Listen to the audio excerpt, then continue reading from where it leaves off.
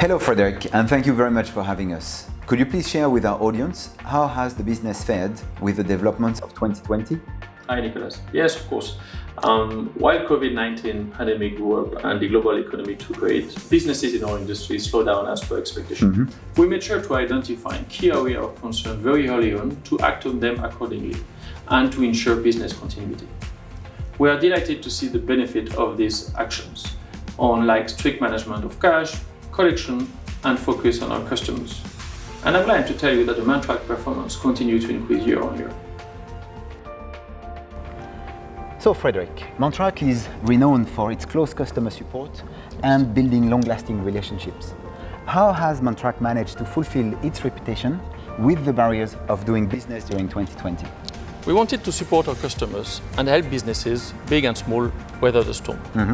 So we fast-tracked the digitization of the business to become a virtual dealership and provided new and additional channels for customer engagements. We are closer to our customer than ever with new live chat function across our social media channels, including Facebook.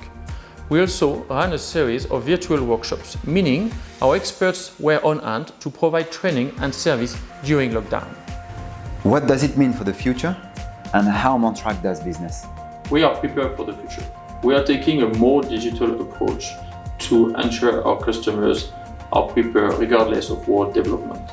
Our aim is to build the Mantrac community and to give real-time advice based on automation and big data to ensure our customers are prepared as well. We at Mantrac are committed to deliver value and continue to find innovative ways to support our customers to be productive, profitable in these challenging times. Frederic, thank you very much for receiving us at Mantrac today. It was a pleasure. Thank you, Nicolas. It was my pleasure. Goodbye. All right, you take care. Bye-bye. Bye-bye.